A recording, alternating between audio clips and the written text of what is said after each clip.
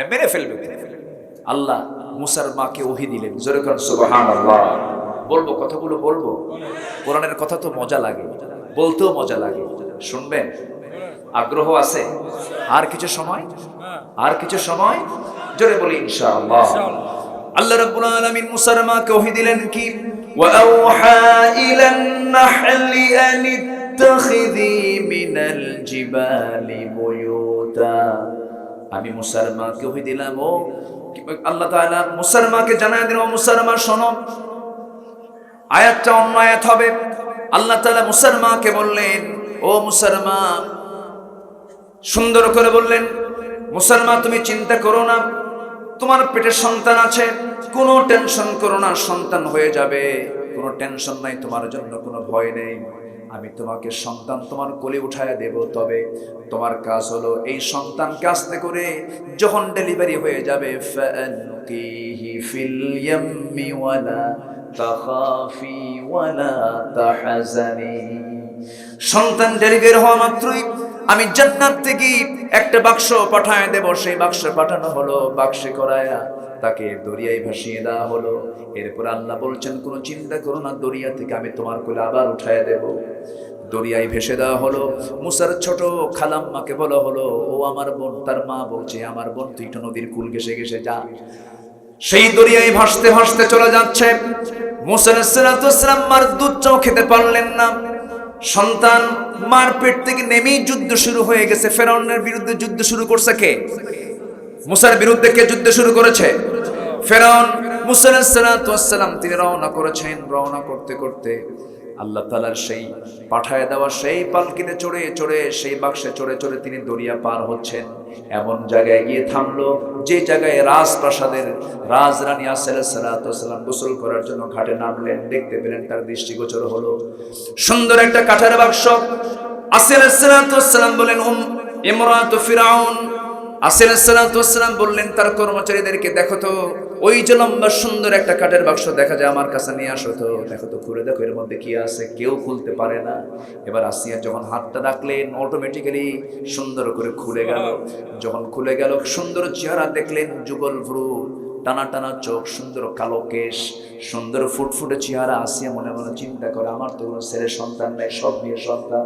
এই সন্তানকে আমি রাজ দরবারে নিয়ে রাজপুত্রের মর্যাদা দেব, আমি সন্তানকে আদর করব, লালন পালন করব।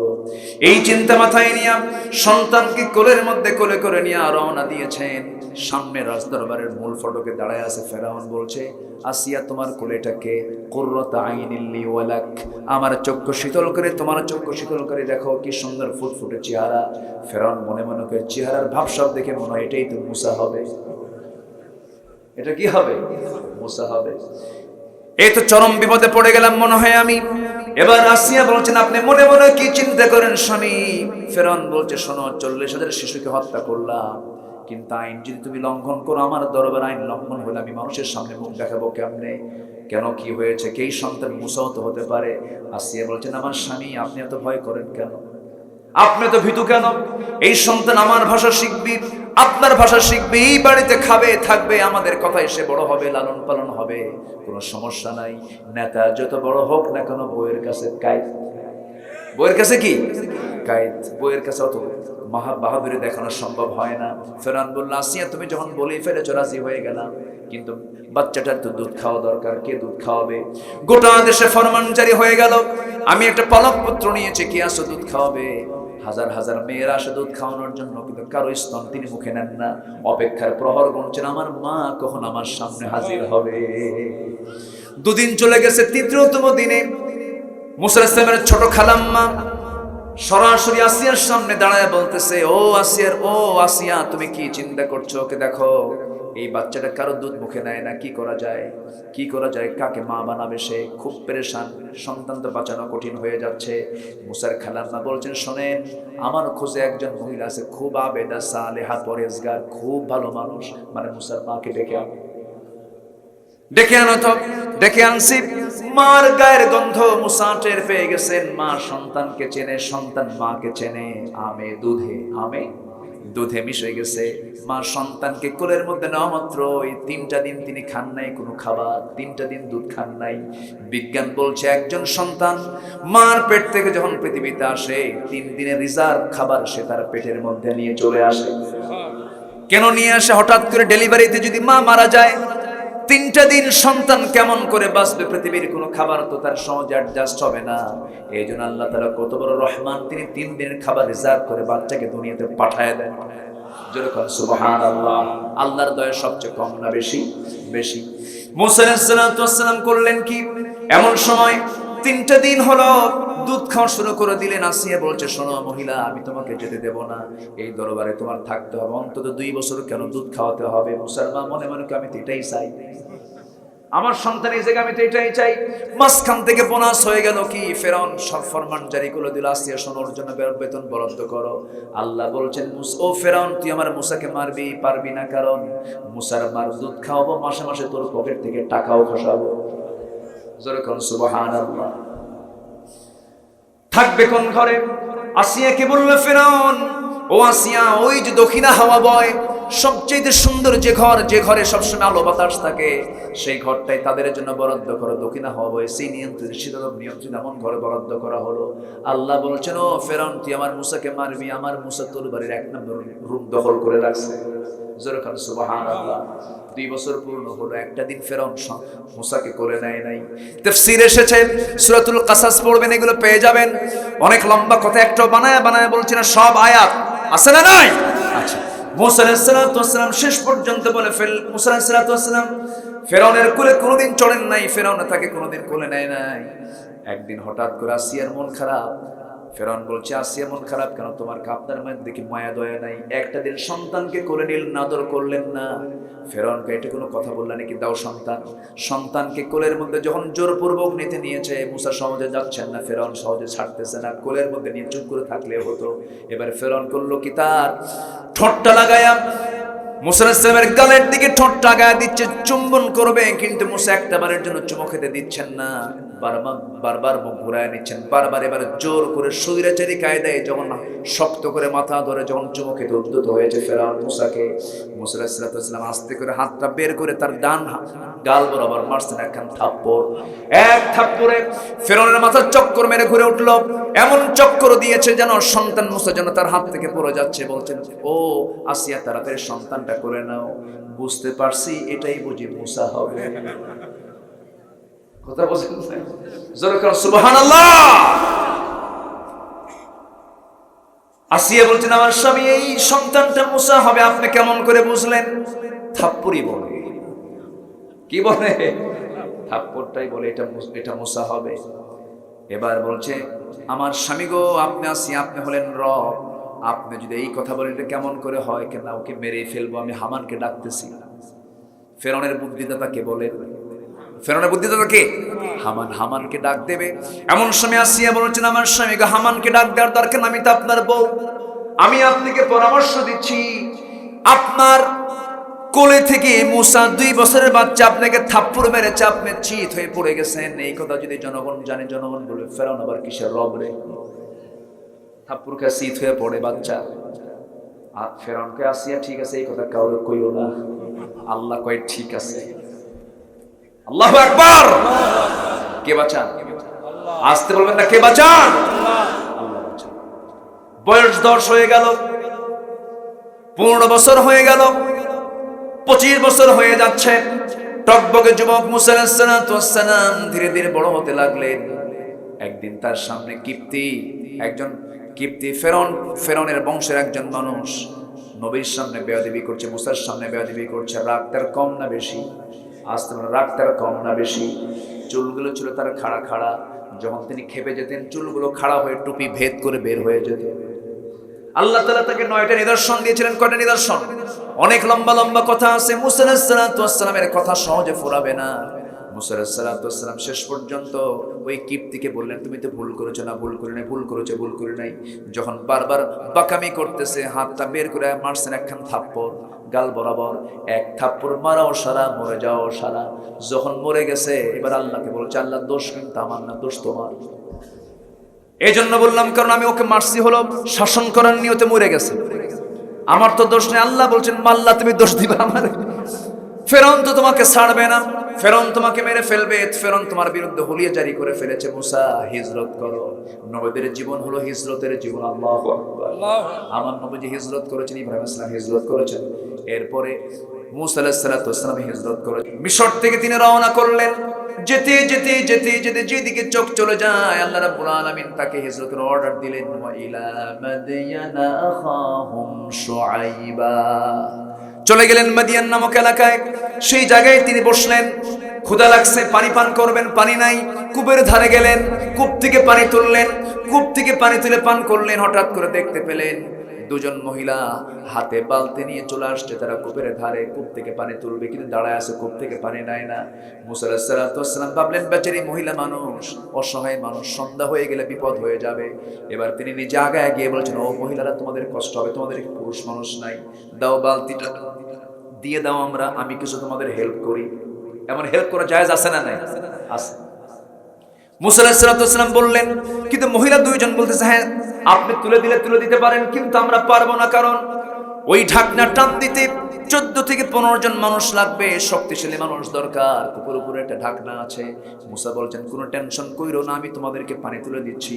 এবার বালতি হাতের মধ্যে নিয়া কূপের ধারে গিয়ে বাম হাতে ধরলেন, ঢাকনা ছিটকে পড়ে গেছে, কয়েক হাত দূরে চলে গেছে। মহিলা থরথর করে কাঁপে আর ভাবে এটা মানুষ নন্য কিছু, এটা মানুষ নন্য কিছু। নবীদের শক্তি কম না বেশি? নবীদের শক্তি কম না বেশি? মুসা আলাইহিস সালাম কূপ থেকে পানি তুলে নিয়ে বললেন, ও মহিলারা সন্ধ্যার পরে বাইরে থাকতে নাই, মেয়েদের সন্ধ্যার আগেই বাড়িতে চলে যাও, তাড়াতাড়ি চলে যাও। পানি নিয়ে চলে গেছে বাড়িতে। বুড়া বাপ বলতেছে মা প্রত্যেকদিন পানি আনতে দেরি হয়ে যায়, আজকে এত তাড়াহুড়ো করে পানি আনলে কারণটা কি? আব্বা কবিয়ুন আজিজ, খুব শক্তিশালী যুবক একজন দেখলাম কূপের ধারে দাঁড়ায় আছে, খুব শক্তিশালী যুবক, কিন্তু খুব ভদ্র যুবক দেখলাম, আমাদের দিকে চেয়ে থাকলো না, নজর ভালো। আর আজকের যুবকদের নজর গার্লস স্কুলের সামনে টিমের মতো বসে থাকে, কি ঠিক কিনা? স্কুল থেকে গার্লস বের হয়, মেয়েটা বের হয়, ও পিছে পিছে যায়, মনে হয় এতিম, বাপও নাই মাও নাই, আছে না নাই? মেয়ে কিছু কয় না। এই ছেলেটা পিছন দিকে গিয়ে বলে, একটাবার আমার দিকে তাকায় দেখো না, 3টা দিন যাবত ঘুম পারি না, আমার চোখ গর্তের মধ্যে গেছে। আছে না এরকম? আছে না? লাভ নাই, কিচ্ছু লাভ নাই, এগুলো সব ভুয়া, কোনো লাভ নাই এগুলো। এই নোংরামিগুলো করতে যেও না, বিবাহ বন্ধনে আবদ্ধ হয়ে যাবে, সুন্দর সম্পর্ক গড়ে তুলবে। বিয়ের পরে মহাব্বত না বিয়ের আগে মহাব্বত? বলেন বলেন বলেন। যারা বিয়ের আগে মহাব্বত করবে, বিয়ের পরে মহাব্বত থাকবে না, হবে কিলাকিলি, ঘুষাঘুষি। ও বলবে তুই আমার বিয়ে করলি কেন, তুই আমারে পছন্দ করলি কেন, কি কথা বোঝেন না? এগুলি হবে। আবার অনেকে এরকম নোংরামি করে আবার আমাদের কাছে বলে, হুজুর আমাদের লাভ ম্যারেজ, আমি কই লুচ্চা ম্যারেজ, এগুলো নোংরামি, এগুলোকে পাত্তা দেব না আমরা, জোরে বলি ইনশাআল্লাহ। মুসা বললেন যাও। তো বাবার সামনে যখন এই জাতীয় কথা বলতেছে, বাপ অনুমান করছে যে চিনতে পারছে, এখন বলতেছে মা আগামীকালকে তুমি আমার বড় মেয়ে, তুমি যাবে, আমার সালাম জানিয়ে বলবে অবশ্যই যুবকটা যেন আমার সঙ্গে সাক্ষাতের জন্য আমার বাড়ি পর্যন্ত আসে। পরের দিন গেছে, বলতেছে আবিনা শাইখুন কাবীর, আমাদের বাপ খুব বুড়া মানুষ, চোখে দেখে কম, চামড়া কুচকে গেছে, আপনাকে সালাম জানিয়ে বলছেন আপনাকে আমাদের বাড়িতে আসতে হবে। মুসা ভাবলেন এখানে কেউ আমার পরিচিত না, হিজরত করে আসছি, তো গেলে ভালোই হবে, তো আমি তো যাবো, কিন্তু আমি তো বাড়ি চিনি না। এবার মহিলা বলতেছে বাড়ি তো চিনেন না, টেনশন নাই তো, আমি সামনে যাব, আপনি আমার পিছে পিছে আসবেন। মুসার চোখ হয়ে গেছে বড়। মহিলাকে বলতে, তুই কি বললি, তুই সামনে থাকবি আর আমি পিছে থাকবো? অসম্ভব ব্যাপার, তুই পিছে আয়, আমি সামনে থাকবো। সুবহানাল্লাহ। এদেশের 18 কোটি মুসলমান কার পিছে?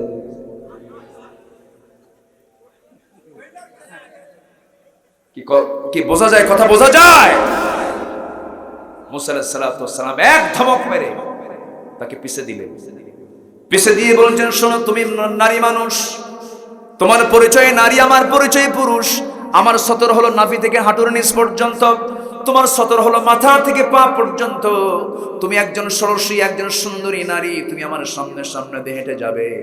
তোমার দিকে আমার নজর পড়ে যাবে, আমার গুনাহ হয়ে যাবে। আমি সামনে সামনে চলবো, আমি নেতৃত্ব দেওয়ার যাতে। আর রিজালু কাওয়ামুনা আলান নিসা, আমি সামনে সামনে চলবো, তুমি আমার পিছে পিছে আসবে। এবার মুসা সামনে সামনে চললেন এবং বলে দিলেন, শোনো মহিলা, বেশি গল্প কিন্তু করা যাবে না, শুধু দুইটা কথা বলবা, ডান বাম ডান বাম, বাকি কোনো আউল ফাউল কথা বলা যাবে। কষ্ট হচ্ছে মনে হয় আপনাদের? মুসা আলাইহিস সালাম চলে গেলেন, বাড়ি পর্যন্ত পৌঁছে গেলেন। বৃদ্ধ লোকটার সঙ্গে দেখা হয়ে গেল, সালাম বিনিময় করলেন। সালাম যখন দেওয়া শেষ হয়ে গেছে, হঠাৎ করে বৃদ্ধ লোকটা বলতেছে তোমার নাম তো মুসা। মুসা ভাবতেছে আমার নাম মুসা, 1000 মাইল দূরে আসলাম, এই লোকটা জানলো কেন? বিশাল টেনশন হয়ে গেছে। এবার বলছে, শোনো তুমি কি চিন্তা করো? কেন আমি চিন্তা করতেছি আপনি আমার নামটা জানলেন কেমনে? সঙ্গে সঙ্গে মুসা আলাইহিস সালামের কথার জবাবে বৃদ্ধ লোকটা বলতেছে, শোনো তোমার নাম তো মুসা, তুমি কি কামটা করে আসছো তাও জানি কি? থাপ্পড় মারছো, মরে গেছে। এবার আরো ভয় পেলেন, এটা কি ফেরাউনের লোক নাকি? বিশাল টেনশনে পড়ছেন। মুসা আলাইহিস সালাম জড়সড় হয়ে গেলেন। এবার বৃদ্ধ লোকটা বলতেছেন, শোনো তুমি যার সামনে দাঁড়িয়ে দাঁড়িয়ে কথা বলছো সেই লোকটার পরিচয় তো তুমি জানো না। আমার পরিচয় হলো ওয়া ইলা মাদিয়ানা আখাহুম শুআইবা। এই মাদিয়ানবাসীর জন্য যাকে আল্লাহ তাআলা পয়গম্বর করে পাঠিয়েছেন, সেই লোকটা হচ্ছে আমি, শুআইব আলাইহিস সালাতু ওয়াস সালাম, আল্লাহর নবী। খুব খুশি হয়েছেন মুসা আলাইহিস সালাতু ওয়াস সালাম, তোমাদের নবী হন নাই। খুব খুশি হয়ে গেলেন, জড়ায়া ধরলেন, মোহাব্বত করলেন এবং মনে মনে চিন্তা করলেন, এমন সুন্দর মানুষের আমি সংস্পর্শ পেয়ে গেলাম, এই সংস্পর্শ ছাড়বো না। এবার বলছেন, শোনো মুসা, তুমি আমার বাড়িতে থাকতে পারবে নাকি? হ্যাঁ থাকতে পারবো, কিন্তু শোনো শর্ত হলো এই দুইটা মেয়ের যে কোনো একটা মেয়েকে তুমি কি বিয়ে করবা নাকি? হুজুর এবার বলতেছো এক্ষুনি করবো। আপনি দেন, এই লোভনীয় অফারকে ছাড়া যায় নাকি? শ্বশুর হবে একজন নবী, শ্বশুর হবে একজন কি নবী, নবীর মেয়েকে বিয়ে করব, খুব ভালো কথা। কিন্তু এবার শুআয়ব বলছেন, শোনো মুসা, এখন বিয়ে দেওয়া যাবে না। কেন? তোমার রেকর্ড ভালো না। কি রেকর্ড আমার খারাপ? থাপ্পড় মারছে, মরে গেছে। তোমার মেজাজ বেশি, রাগ বেশি, তোমার রেকর্ড একটু খারাপ আছে। অতএব তোমার দায়িত্ব হবে, আমার বাড়ির কিছু ছাগল আছে, এই ছাগলগুলো তোমাকে 8 বছর তোমাকে লালন পালন করতে হবে। 8 বছর হলে ভালো হয়, তবে হ্যাঁ তুমি যদি 10 বছর পর্যন্ত ছাগলগুলো লালন পালন করতে পারো আরো ভালো হয়। 8 বছর হলে অনার্স ডিগ্রি হবে, 10 বছর হলে মাস্টার্স ডিগ্রি হয়ে যাবে। এবার বলো হলো মুসা তুমি ছাগল পালো। মুসার রাগ কম না বেশি বলে? আর ছাগল তো খুব শান্ত প্রাণী, ছাগল কথা শোনে না, ছাগল তো কথা শোনে না। পাগলে কিনা বলে, পাগলে কিনা বলে, ছাগলে কিনা খায়। ছাগল পাললে পাগল হতে হয়। এই ছাগল পালার দায়িত্ব দেওয়া হয়েছে মুসা আলাইহিস সালামকে। খুব রাগী মানুষ, এই রোগটা ছাগল পালা শুরু করলেন। এমন কোন নবী নাই যে নবী ছাগলকে লালন পালন করেন নাই। জোরে বলেন সুবহানাল্লাহ। ছাগল পালা সুন্নাতুল আম্বিয়া, সমস্ত নবীদের সুন্নাত এটা। সমস্ত প্রাণীগুলো মুসলিম আর ছাগল হলো মুমিন। আল্লাহু আকবার। 1 ডিগ্রি বেশি, 1 ডিগ্রি বেশি। ছাগলের সাথে নবীদের সম্পর্ক আছে। মুসা আলাইহিস সালাম অনেক লম্বা কথা ছিল, 10 বছর ছাগল লালন পালন করে সর্বশেষ দিন ইবনে কাসিরের বর্ণনা, তিনি যখন ছাগলগুলো নিয়ে, পালগুলো নিয়ে যখন বাড়ির দিকে ফিরে আসতেছিলেন, এমন সময় মুসা আলাইহিস সালামের সেই ছাগল পাল থেকে একটা ছাগল মারছে একাকী দৌড়। ওই ছাগলকে ধরার জন্য মুসাও মারছেন দৌড়। দৌড় মারতে মারতে ছাগলও সহজে ধরা দেয় না, মুসাও সহজে ছাড়েন না। কিন্তু ছাগল কি নবীর সঙ্গে পারবে নাকি? থেমে গেছে। মুসা আলাইহিস সালাম খপ করে গিয়ে ওই ছাগলটার দুই হাতে শক্ত করে ধরে শূন্যের উপরে চড়িয়ে রেখে তার প্ল্যান হলো এক আছাড়ে মেরে ফেলবো, তুই আমার জ্বালালি কেন? কিন্তু লক্ষ্য করে দেখেন ওই ছাগলটার লোমকূপ থেকে ঘামগুলো ঝরে ঝরে পড়তেছে টপ টপ করে, আর চোখে মুখে ভীতির ছাপ, ভয়ের ছাপ। মুসা আলাইহিস সালাম ভাবলেন, বেচারা তুই তো ছাগল, তোর বাইরেও খিলা, তোর মেরে তো কোনো লাভ নাই। আদর করলেন, স্নেহ করলেন, দয়া করলেন, সৃষ্টির প্রতি রহম দিল হলেন। দুই হাত থেকে ছেড়ে দিয়া বুকের মধ্যে তুলে নিয়ে ছাগলটাকে আদর করলেন, স্নেহ দিলেন। আল্লাহ বলছেন, মুসা তোমার রাগ কমে গেছে, আমি তোমাকে নবুয়ত দিয়ে দিলাম। সুবহানাল্লাহ। কোরআনে এগুলো আছে না নাই? আচ্ছা, এবার মুসা বিয়ে শাদী করলেন। কি করলেন? বিয়ে শাদী করলেন। আমার ভাইয়েরা শক্তি সঞ্চয় করলেন। ফেরাউন কি করলো? মুসাকে হাতছাড়া করবে না, মুসাকে মেরেই ফেলবে। কোন এক কায়দায় তাকে আবার পাকড়াও করে ফেলেছে, চতুর্দিক থেকে তার সৈন্য বাহিনী দিয়ে সব ঘেরাও করেছে। তার আগে একটা লম্বা ঘটনা আছে, ওইদিকে আমি যাব না। ফেরাউন জাদু পালতো, জাদুঘরদেরকে পালতো, সেই জাদুঘরদের সমস্ত জাদু মুসার মুআজিজা খেয়ে শেষ করে নিয়েছে। আল্লাহু আকবার বলে, আল্লাহু আকবার বলে। সব শেষ হয়ে গেল। ফেরাউন শেষ অস্ত্র হিসেবে সে করলো কি, তার সেনাবাহিনী দিয়ে মুসা আলাইহিস সালামকে পাকড়াও করে ফেললো। নীল দরিয়ার সামনে তাকে মুখোমুখি করে দিয়ে বলছে, ফেরাউন বলতেছে, মুসা তুই আজকে পালাবি কোথায়? তোকে আজকে পানিতে চুবাইয়া মারবো। আল্লাহ বলছেন, ফেরাউন তুই আজকে পালাবি কোথায়? আজকে আমি তোকে চুবাইয়া মারবো। জোরে করে আল্লাহু আকবার। ফেরাউন চাইছিল মুসা আলাইহিস সালামকে তার সদল বলে দরিয়ায় শেষ করে দিতে। আল্লাহ বলছেন, ফেরাউন বহুদিন ছাড় দিছে, আজকে কোনো ছাড়াছাড়ি নাই। আল্লাহু আকবার বলেন। ঈমান না আনার পরিণতি হলো সুবান খেতে হবে। ঈমান না আনলে কি খেতে হবে? জুবান খেতে হবে। ফেরাউনদের পরিণতি তাদের হবে, হামানদের পরিণতি তাদের হবে, আবু জেহেলদের পরিণতি তাদের হবে। অতএব বেঈমানরা শুনে রাখো, ইসলামের বিরুদ্ধে, আলেমদের বিরুদ্ধে, কোরআনের বিরুদ্ধে ষড়যন্ত্র করবা, তোমার মৃত্যু হবে ফেরাউন হামানদের মতো। ঠিক কিনা? ওই সমস্ত বাতিলদের মোকাবেলা করতে রাজি আছেন কোন কোন পীর সিপাহ সালার? হাত উঁচু করে দেখেন মুসলমান।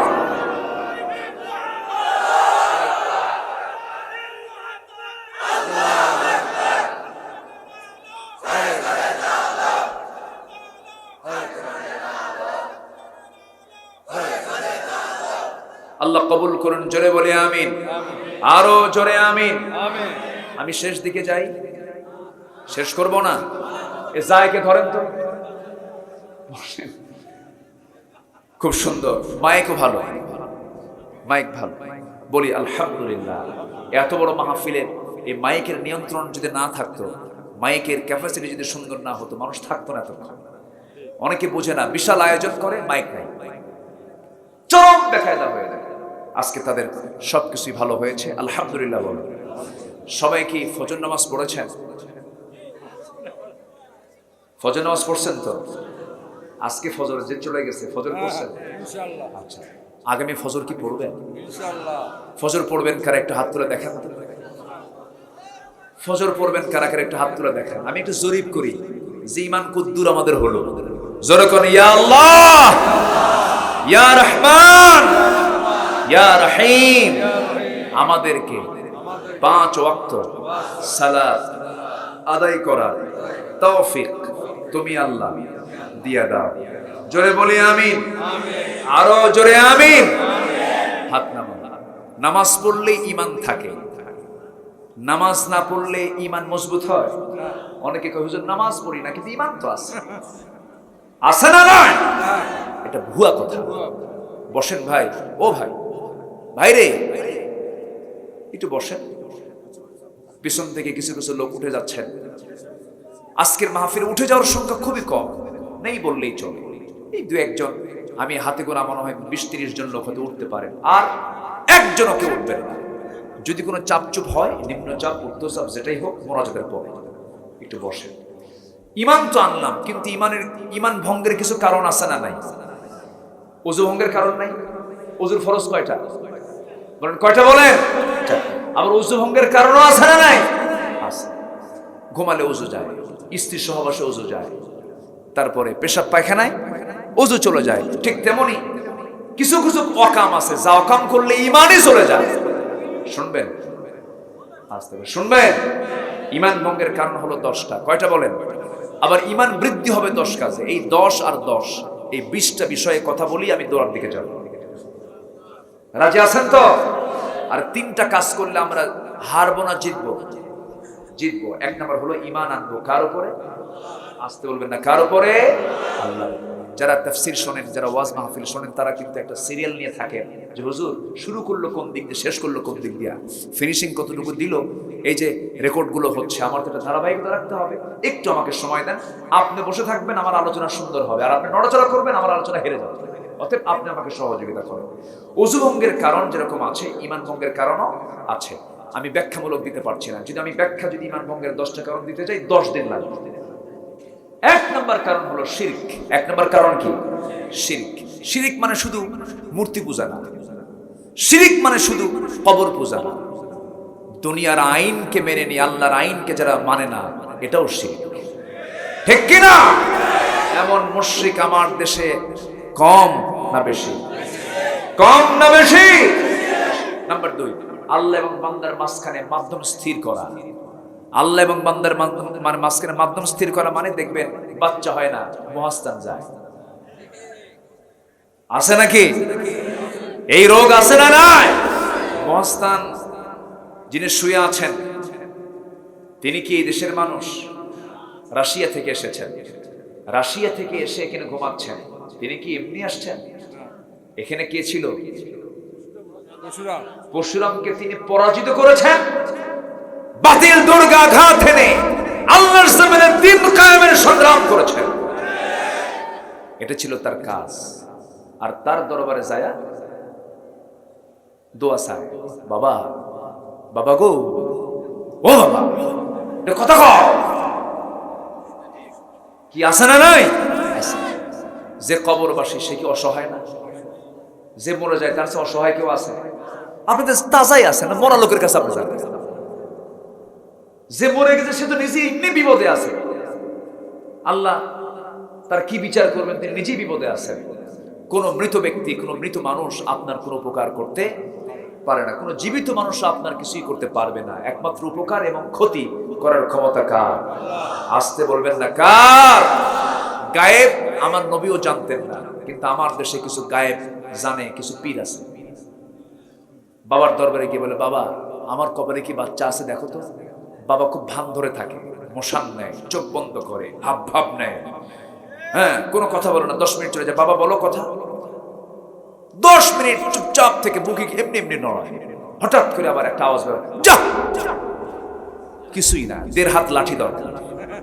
1.5 হাত কি দরকার? লাঠি দরকার। বেয়াদব এগুলো, বদমাইশ এগুলো, ভণ্ড এগুলো। ভবিষ্যৎ জানেন কে? আসতে বল, ভবিষ্যৎ জানেন কে? ওই মাজারগুলোতে কিছু ভণ্ড বসে থাকে, সালার চট, লাল শালু, মাথার চুলে জট, ওর মধ্যে উকুন থাকতে থাকতে উকুন পর্যন্ত বিরক্ত। উকুন কয় সব চুলে তেল থাকে, এই চুলে তেলটাও নেই। সবচেয়ে বেশি তেল দিয়েছেন মাথায় মুহাম্মদ সাল্লাল্লাহু। তার তেলগুলো চুয়ে চুয়ে পড়তো। রাসূল আতর মাখতেন ঘন ঘন, হাতের তালুতে নিয়ে এত পরিমাণ আতর মাখতেন। রাসূলকে 2টা জিনিস দিতে নিয়ে রাসূল কখনো মানা করতেন না, হাদিয়াটাই 2টা জিনিস নিয়ে নিতেন। অন্যান্য জিনিস দিলে রাসূল বলতেন আমার আছে, লাগবে না, তুমি অন্য কাউকে দাও। আতর আর বালিশ রাসূলকে দিলে পরে কখনো মানা করতেন না। আল্লাহু আকবার। এত আতর দিতেন, আতরের গন্ধে বোঝা যেত যে গোটা ঘরটা সুশোভিত হয়ে গেছে। রাসূল আতর দিতেন বেশি, মাথায় তেল দিতেন বেশি। এরা আতরও দেয় না, তেলও দেয় না। হাতে থাকে গাজা আর মাথায় থাকে জট। আছে না নাই? শয়তান করে দেয় মহা জট। আছে না নাই? হাসেও না, কান্দেও না, মোছও বড়, দাড়িও বড়, বগলের চুলও বড়, নিচের দিকে আর গেল। এই ভণ্ডের পাশাপাশি গিয়ে কিছু লোক যে বলে, বাবা একটা বাচ্চা দিবা। ও কি বাচ্চা দেওয়ার মহাজন? বলে তো বাচ্চা দেওয়ার মহাজন। বাচ্চা কে দিবেন? ইয়াহাবু লিমান ইয়াশাউ ইনাসা ওয়া ইয়াহাবু লিমান ইয়াশাউ যুকুর। যাকে ছেলে যাকে মেয়ে, আও আকিমা, কাউকে বন্ধা করেন। এই ক্ষমতা কার? আল্লাহ। কোন মাজার, কোন দরবার আমাকে কিছু দিতে পারবে না। আমাকে দিবেন কার দরবার? আল্লাহর কাছে চাইতে হবে। সেজদায় পড়বেন শেষ রাতে, সব পূরণ হয়ে যাবে। আল্লাহু আকবার। জোরে বলি আল্লাহু আকবার। আল্লাহ কবুল করুন, জোরে বলি আমিন। তাহলে ওই সমস্ত জায়গায় এগুলো করা মানে ঈমান গেছে না আছে? ঈমান গেছে না আছে? কাফির মুশরিকদেরকে কাফের মনে না করা, মুশরিক মনে না করা। কাফির মুশরিকদেরকে কাফের মনে করে না, মুশরিক মনে করে না। হিন্দু মেয়েকে বিয়ে করে বউ হিন্দু ধর্ম পালন করে, স্বামী মুসলিম ধর্ম পালন করে। কেন? যার ধর্ম তার। লেখুন দিন কমাইয়া দিন। কি ফতুয়া দিল দেখছেন? এরকম কিছু বদমাইশ আছে না নাই? ঈমান আছে না গেছে? মানে ঈমান আছে না গেছে? নাম্বার 4 হলো ইসলামের কোন একটা বিষয়কে নিয়ে ঠাট্টা বিদ্রুপ করলে পরে, যেমন পর্দা নিয়ে বাজে কথা বলে, আছে না নাই বলেন? আছে। এরপরে জাদু করা, জাদুর আশ্রয় যারা নেবে তারা ঈমান নষ্ট হয়ে যাবে। মুসলিমদের বিরুদ্ধে কাফের মুশরিকদের সাহায্য যারা করবে, এই যে ইসরায়েল যে বোমা মারতেছে, বোমা মারার জন্য তেল লাগে কিনা বলেন? এই তেল তো মুসলমানদের তেল। মুসলমান ওদেরকে তেল দিছে বলে তো মারতে পারতেছে। মুসলমান তেল দেওয়া বন্ধ করলে পরে ওরা মিসাইল মারতে পারতো না, কোনো বোমা হামলা করতে পারতো না, বিমান হামলা করতে পারতো না, ঠিক কিনা? যারা সাহায্য করবে এদের ঈমান আছে না গেছে? চলে গেছে। নাম্বার 7 হলো জীবন ব্যবস্থার কোন একটা বিষয়কে যদি কেউ অপছন্দ করে তার ঈমানটা চলে যাবে। সৃষ্টির মাঝে কাউকে আল্লাহর মতো মনে করে ভালোবাসা। কিছু কিছু লোক আছে দেখবেন, কিছু কিছু অন্ধের মতো মহব্বত করে, তাদেরকে আল্লাহর মতোই ভালোবাসে। তাদের ঈমান আছে না গেছে? চলে গেছে। ইসলাম ব্যতীত কোনো বিধানকে উত্তম মনে করলে পরে নাম্বার 10 হলো আল্লাহর দিন থেকে বিমুখ হয়ে অন্য কোনো পথে চলে গেলে পরে তার ঈমানটা চলে যাবে। এটা হলো ঈমান ভঙ্গের কারণ। আর ঈমান বৃদ্ধির কিছু কারণ আছে। ঈমান বৃদ্ধির কারণও 10টা। আমরা আজকে অনেক সময় দিয়েছি, আল্লাহ বরকত দেন। জোরে বলি আমিন, আরো জোরে বলি আল্লাহুম্মা আমিন। ঈমান বৃদ্ধির জন্য 1 নাম্বার উপায় হলো এই মুখে কার নাম? আল্লাহ। আসতে বলবেন না কার নাম? বসে থেকে উঠতে নিয়ে আল্লাহু আকবার, উপরের দিকে উঠতে আল্লাহু আকবার। আশ্চর্য জিনিস দেখলে সুবহানাল্লাহ। শুকরিয়া মতো শুকরিয়া আদায় করতে গেলে বলেন কি? আরো জোরে বলেন, আরো জোরে বলেন আলহামদুলিল্লাহ। যার মুখে সর্বক্ষণ আল্লাহর জিকির থাকবে, শয়তান তার কাছে চান্স পায় না। শয়তান তার কাছে চান্স পায় না। নাম্বার 2 হলো ইলমকে অন্বেষণ করা, দ্বীনকে মেনে নেওয়া, ইলমকে তালাশ করা। কোরআনে কারীমের মধ্যে আল্লাহ রাব্বুল আলামিন নামাজের কথা আগে বলেছেন না, জ্ঞান অর্জনের কথা আগে বলেছেন। জ্ঞান অর্জনের কথা বলেছেন, ইকরা বিসমি রাব্বিকাল্লাযী খালাক। নাম্বার 3 হলো সৃষ্টি জগৎ সম্পর্কে গবেষণা করা। নাম্বার 4 হলো কোরআন পড়া, সে সম্পর্কে গবেষণা করা। নাম্বার 5 হলো অধিক পরিমাণে কোরআন সুন্নাহয় বর্ণিত দোয়া জিকির সমূহ পাঠ করা। নাম্বার 6 হলো নিজের পছন্দের উপর আল্লাহ এবং তার রাসূলের এই পছন্দকে প্রাধান্য দেওয়া। নাম্বার 7 হলো দ্বীনি মজলিসে বসা। আল্লাহু আকবার। দ্বীনি মজলিসে বসা, ধৈর্য সহকারে বসা, শেষ পর্যন্ত বসে থাকা, ভালো মানুষের সঙ্গে বন্ধুত্ব রাখা। যার একটা ভালো বন্ধু আছে, এই পৃথিবীতে সবচেয়ে বরকতওয়ালা মানুষ সেই লোকটা। এই জন্য ভালো বন্ধু আমরা তালাশ করবো। বিড়ি খাওয়া না গাঁজা খাওয়া? বলেন বলেন। বিড়ি খাওয়া গাঁজা খাওয়া নয়। আল্লাহওয়ালা যেন বন্ধু আমার হন, তাকে দেখলে যেন নবীর কথা মনে হয়, এমন বন্ধু নির্বাচন করে নেওয়া। এরপরে সকল প্রকার পাপ কাজ থেকে দূরে থাকা। নাম্বার 9 হলো ফরজ ইবাদতের পাশাপাশি সাধ্যমতো নফল নামাজটা পড়া। আমরা আজান শুনি কয়বার? বলেন কয়বার? আজানটা দেয় কে? মুয়াজ্জিন। আর আরেকটা আজান আল্লাহ নিজেই দেন আরেকটা সময়ে। 5 বার আজান দেয় মুয়াজ্জিন, 1 বার আজান দেন আমার আল্লাহ নিজে। আলা মিন মুস্তাগফিরিন ফাগফির আলাহ। শেষ রাত্রিতে আল্লাহ তাআলা প্রথম আকাশে এসে আজান দিচ্ছেন, ও ক্ষমা প্রার্থী, কে ক্ষমা চাও, আমার কাছে ক্ষমা চাও, আমি তাকে ক্ষমা করে দেব। জোরে কোন সুবহানাল্লাহ। তাহলে আল্লাহ আজান দেন কখন? কোন রাতে বলেন? শেষ রাতে। আমাকে ডাকেন, আজান মানে হলো ডাকা। মুয়াজ্জিন ডাকে কয়বার? আর আল্লাহ আমাকে এক্সট্রা করে ডাকেন কয়বার? শেষ রাতে। নফল নামাজ পড়া। নাম্বার 10 হলো ঈমান বৃদ্ধির জন্য মহান আল্লাহর নিকট দোয়া করা। আল্লাহ তাআলা যেন আমাদের ঈমানকে আরো বৃদ্ধি করে দেন, যার মাধ্যমে আল্লাহর নৈকট্য অর্জন করতে প্রতীক্ষিত জান্নাত আমরা লাভ করি। এমন করে আল্লাহর কাছে চাওয়া। আমাদের ঈমান বৃদ্ধির জন্য আমরা কার কাছে চাবো? অহংকার কিছু কিছু বান্দার আছে না নাই? অহংকার থেকে বাঁচার জন্য কিছু দোয়া আছে না নাই? বলেন আছে। অহংকার থেকে বাঁচার জন্য কিছু কাজ আমরা করব। এই আকাশটা কার? আসতে বলবেন না কার? ইমানদার কখনো অহংকার করতে পারে না। যখন আপনি একটা মানুষের মধ্যে দেখবেন অহংকার আছে, জুলুম আছে, এর মধ্যে তার মধ্যে হিংসা আছে, হিংসা, লোভ, জুলুম, অহংকার, এই 3-4টা বিষয় যখন থাকবে ভাববেন ও ধ্বংসের দিকে চলে যাচ্ছে। কিসের দিকে যাচ্ছে? ধ্বংসের দিকে যাচ্ছে। যে জুলুম করবে তার অবশ্যই পতন আছে না নাই? যে অহংকার করবে তার পতন আছে না নাই? যে লোভ করবে তার মধ্যে পতন আছে না নাই? আল্লাহ তুমি সবাইকে বুঝার তৌফিক দাও। জোরে বলি আমিন। 1 নাম্বার ঈমান আনবো কার উপরে? নাম্বার 2 হচ্ছেন মুহাম্মদ সাল্লাল্লাহু আলাইহি ওয়াসাল্লাম। রাসূলকে মানতে হবে। রাসূলকে মানবেন, আল্লাহকে মানবেন না হবে না। আল্লাহকে মানবেন, রাসূলকে মানবেন না হবে না। দুজনকে মানতে হবে। দুজনকে মানার মধ্য দিয়ে আমার ঈমান। আমার ভাইয়েরা, রাসূলকে যদি আপনি না মুহাব্বত করেন, না আনুগত্য করেন, আল্লাহর আনুগত্য কাজে আসবে না। আল্লাহর আনুগত্য করলেন, রাসূলকে মানলেন না, তাও হবে না। দুজনকে মিলেই আমার ঈমানটাকে পরিপূর্ণ করতে হবে। রাসূলকে মুহাব্বত করতে হবে জীবনের চাইতে কম না বেশি? আসতে বলবেন না কম না বেশি?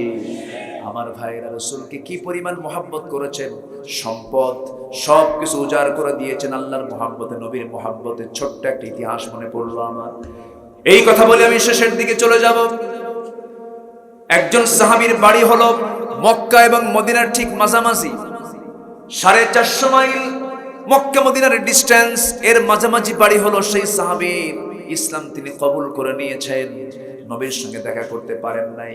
ইসলাম কবুল করার সঙ্গে সঙ্গে তার আপন চাচা বলে ফেললো, তোর বাপ মারা গেছে, আমি তোকে এতিম, আমি তোকে বড় করেছি, তুই ইসলাম কবুল করলি, তুই কি জানিস ইসলাম কবুল করার ফলাফল হবে কি? সেই ফলাফল হলো তোর সমস্ত সম্পত্তি আমি জোর করে নিয়ে নেব। সঙ্গে সঙ্গে সেই সাহাবী বলছেন, ও আমার চাচা, জোর করে নেওয়ার দরকার নাই, আমি ঈমান এনেছি আল্লাহর উপরে, নবীর উপরে, আমার ঈমানের কাছে এই সমস্ত সম্পত্তির কোনো মূল্য আমার কাছে নেই, আপনি আমার কাছ থেকে সমস্ত সম্পত্তি বুঝে নেন, আমি আমার ঈমান নিয়ে থেকে যাই। চাচাকে বুঝাইয়া দিলেন সমস্ত সম্পদ, সব দিয়ে ঈমানটাকে কিনে নিলেন, ঈমানটা তিনি পছন্দ করলেন। এমন সময় চাচা খেপে গিয়ে রেগে গিয়ে বলতেছে, তুই যখন আমার সাথেই থাকবি না, ঈমান যখন আনছিস, আমি তোর জামাটাও খুলে নেব। জামাটাও খুলে দিলেন। এবার বলছে, তোর লুঙ্গিটা খোল। কেঁদে ফেলে জোরপূর্বক তার পরনের লুঙ্গিটা পর্যন্ত খুলে নিয়ে উলঙ্গ করে ঘর থেকে বের করে দিয়েছে। মার কাছে গিয়ে বলছে, মা, আমার দিকে তাকাইও না, ঈমান এনেছি। আমার চাচা আমার পরনের লুঙ্গিটা পর্যন্ত খুলে নিয়েছে। ঈমানের দাম তাদের কত বড় দেখেন, সব স্বার্থকে বিলিয়ে দিয়েছেন, ঈমানকে তারা পছন্দ করে নিয়েছেন। এই সাহাবী করলেন কি, মার কাছ থেকে বলছেন, মা, তুমি আমাকে ছোট্ট একটা কাপড় দাও, সতরটা ঢাকি। সতরটা ঢেকে, প্রচন্ড শীতকাল সেই সময়, আরবের মধ্যে 2 মাস প্রচন্ড শীত থাকে। ওই শীতের কনকনে শীতের ভিতরে খালি গায়ে কোনো মতো সতর ঢেকে পায়ে হেঁটে হেঁটে কয়েকশো মাইল দৌড়ায়া চলে গেছেন নবীর দরবারে। ফজরের আজান হয়ে গেছে, নামাজ হবে। এমন সময় নবীর দরজায় গিয়ে কড়া নাড়ছেন ওই সাহাবী, বলছেন, ইয়া রাসূলুল্লাহ, দরজাটা খুলুন। রাসূল দরজা খুলেই দেখেন যুবকের গায়ে কিছু নাই, কিচ্ছু বললেন না, ভিতরে গেলেন। হাতের মধ্যে নিজের ব্যবহৃত 2টা জুব্বা হাতের মধ্যে নিয়ে দাঁড়ায় গেলেন। এবার বলছেন, যুবক, তোমার কি হয়েছে বলো। বলতেছেন, ইয়া রাসূলুল্লাহ, আমি ইসলাম কবুল করেছি। ইসলাম কবুল করার কারণে আজকে আমার চাচা আমাকে বাড়ি থেকে বের করে দিয়েছে, সম্পদ থেকে আমাকে মাহরুম করেছে। তোমার নাম কি? আব্দুল্লাহ জুল বাজাদাইন। সঙ্গে সঙ্গে রাসূল বলছেন, ও আমার স্বামী, তোমার চাচা তোমাকে বস্ত্রহীন করেছে, আর আমি রাসূল তোমাকে কাপড় দিয়ে দিলাম, যাও। যেরকম সুবহানাল্লাহ। কার গায়ের কাপড়? কার গায়ের কাপড় বলে? নবীর গায়ের কাপড় তার কিসমতে জুটে গেছে। 2টা জুব্বা নিয়ে চলে গেছেন। এমন সময় পেছন থেকে বলেছিল, ও সাহাবী আব্দুল্লাহ, তোমার কিছু চাওয়া পাওয়া আছে নাকি? আমার কাছে বলো, আমি দোয়া করে দেব। এবার তিনি বলেছেন, হুজুর, আমার একটা চাওয়া পাওয়া হলো, আপনি আমার জন্য দোয়া করেন, আমি যেন শহীদ হয়ে জান্নাতে চলে যাই। শহীদ হয়ে জান্নাতে চলে যাই। শহীদের দরজা হলো জান্নাতে যাওয়ার জন্য কোনো হিসাব ছাড়া। যখন আল্লাহু আকবার, সবগুলো হিসাব হবে, শহীদের কোনো হিসাব নাই, বিনা হিসাবে জান্নাত পেয়ে যাবে। রাসূল তার জন্য দোয়া করে বলেছেন, আয় আল্লাহ তাআলা, আমার এই মাজলুম অসহায় আব্দুল্লাহ জুল বাসাদাইনের জন্য দোয়া করে, আল্লাহ, আব্দুল্লাহ জুল বাসাদাইনের এই দেহ রক্ত কাফের বেঈমানদের জন্য তুমি আল্লাহ হারাম করে দাও।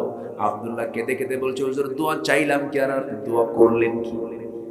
কাফের মুশরিকরা আমার নাম আল্লাহ, আমি শহীদ হব কেমনে?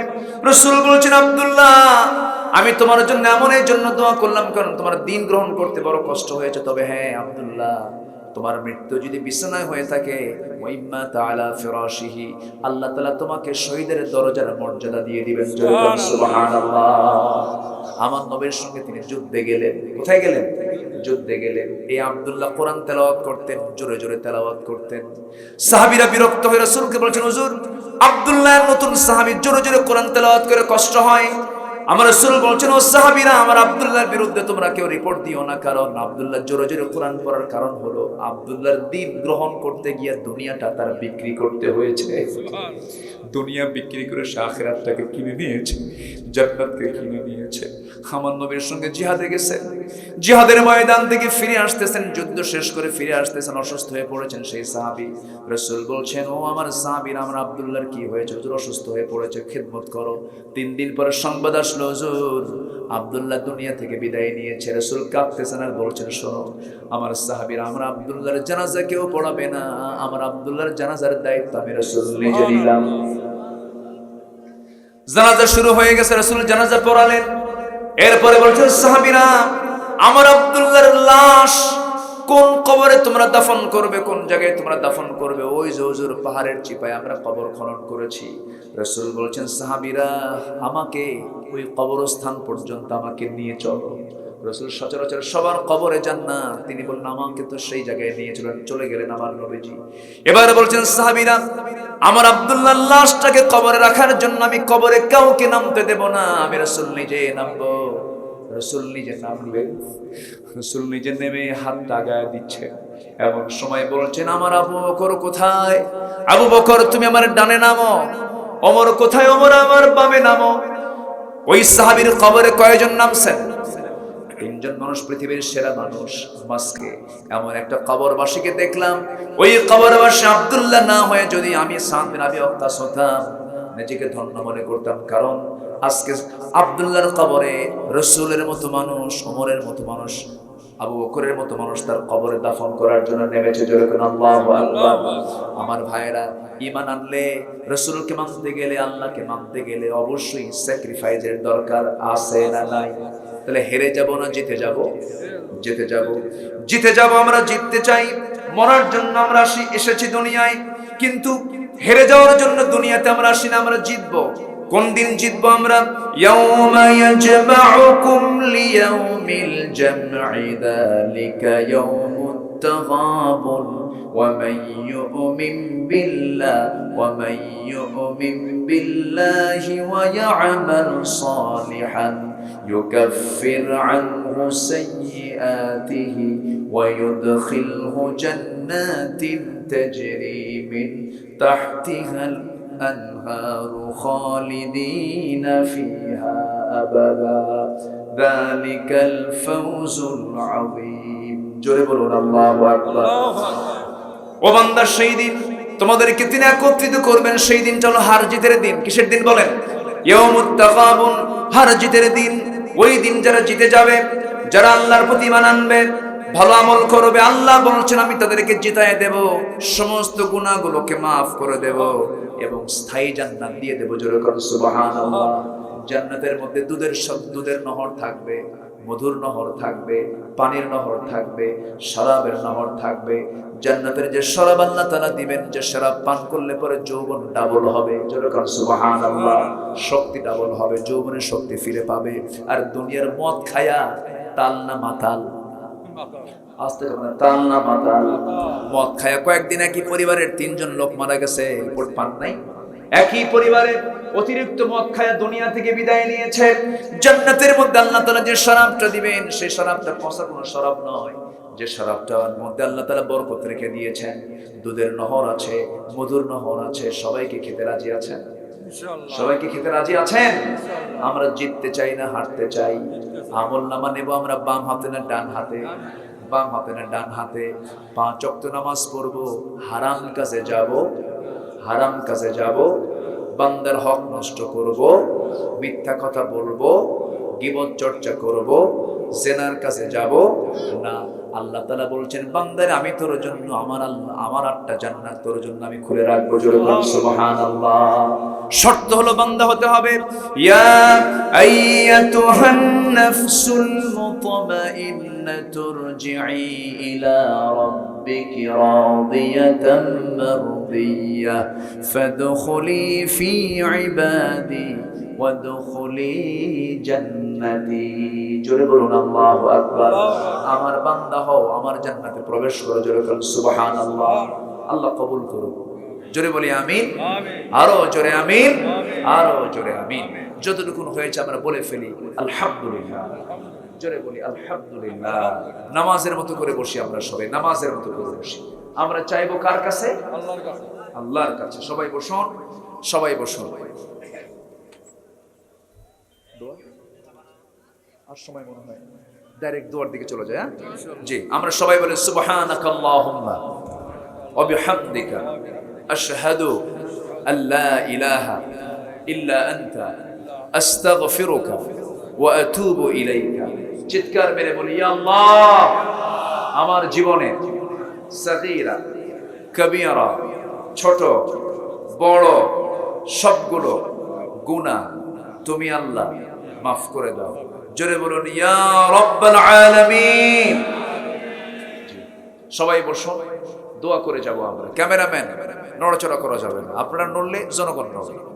একটু বসেন, ধৈর্য ধরেন। আমরা দোয়া করি। আমরা সোজা এখন চাইবো কার কাছে? আল্লাহর কাছে। যে যেখানে আছেন আমরা আল্লাহর কাছে চাবো। আমি দোয়া করি আল্লাহ তাআলা সবার বাড়ি আরো জোরে আল্লাহুম্মা আমিন এই আশীর্বাদ কামনা করে আসুন সোজা আমরা দোয়ার দিকে চলে যাচ্ছি। আমার ভাইরা কোথায়? যুবক ভাইরা কই? যুব সমাজ সবাই ছেড়ে ফেটে আছে তো চমরগাছার যুব সমাজ জি আলহামদুলিল্লাহ। দোয়া জি মুখে দাঁড়িয়ে নাই কিন্তু যুব সমাজের এই মাহফিল কমিটির যুব সমাজ দাঁড়িয়ে থাকা দরকার আছে না? আসতে আছে না নয়? আপনারা মাহফিলের মডেল, আপনারা মানুষ মডেল হতে হবে, ঠিক কি না? চমরপাড়া চমরগাছার যুব সমাজ যারা প্রত্যেকেই দাড়িওয়ালা হবে, প্রত্যেকেই নামাজি হবে। জোরে বলি ইনশাআল্লাহ। যেন মনে হয় তারা তাফসীর মাহফিলের যুব সমাজ। আল্লাহ কবুল করুন, আল্লাহ কবুল করুন, আল্লাহ কবুল করুন। আসুন এখন আমরা চাইবো আল্লাহর কাছে। হ্যাঁ আপনি দোয়া করে দেন, আপনি দোয়া করে দেন, আমি করব? ঠিক আছে। اللهم آمين. اللهم آمين.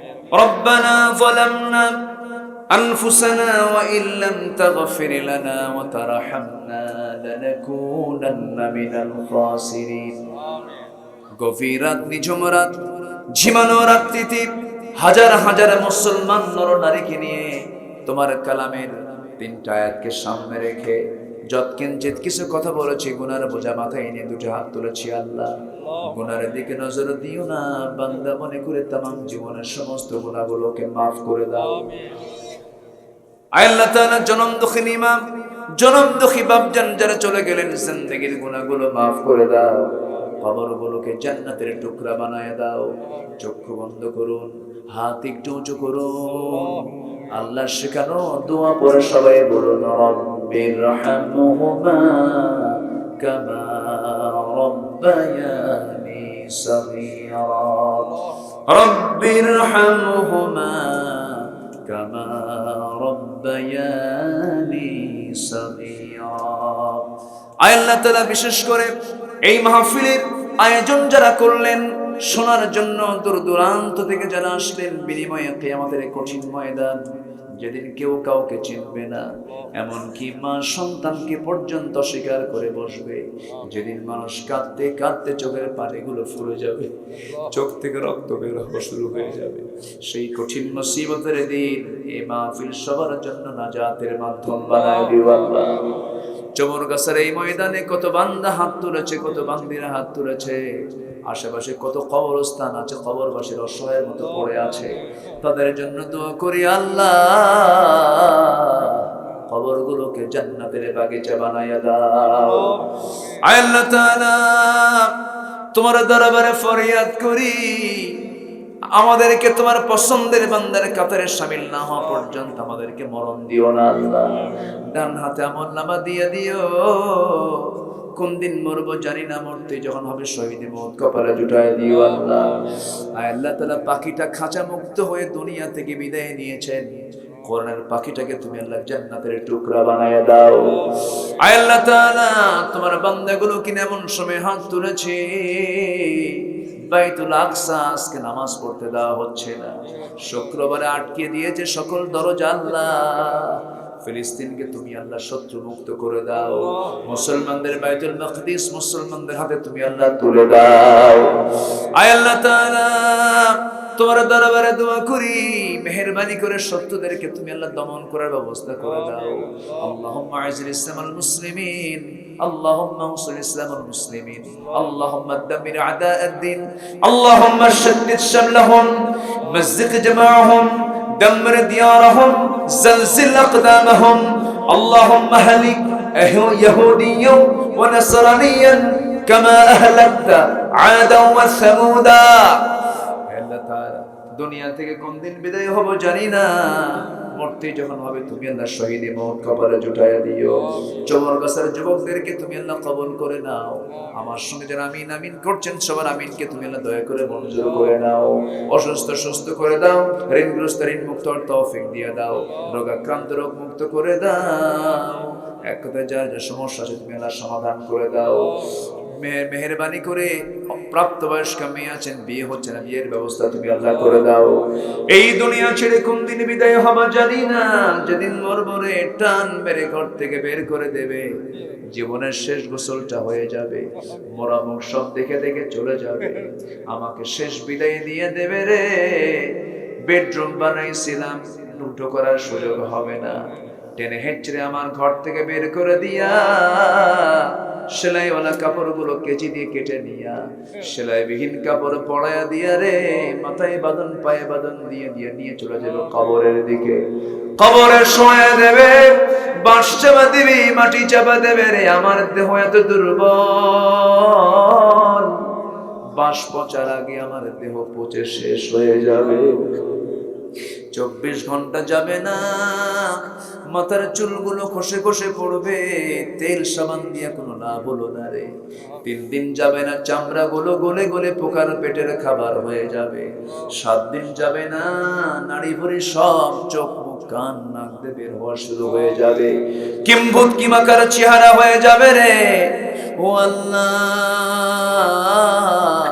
3 মাস পর দেখা যাবে কবর খনন করে কয়েকটা হাড় ছাড়া কবর আর কিচ্ছু নাই রে। এই তো দুনিয়ার নিয়ম, তোমার কাছে ফরিয়াদ করি, তোমার পছন্দের বান্দা না হওয়া পর্যন্ত মরণ দিও না। মরণের সময় যখন চলে আসবে জবানে জারি করে দিও লা ইলাহা ইল্লাল্লাহ মুহাম্মাদুর রাসূলুল্লাহ। আসসালামু আলাইকুম।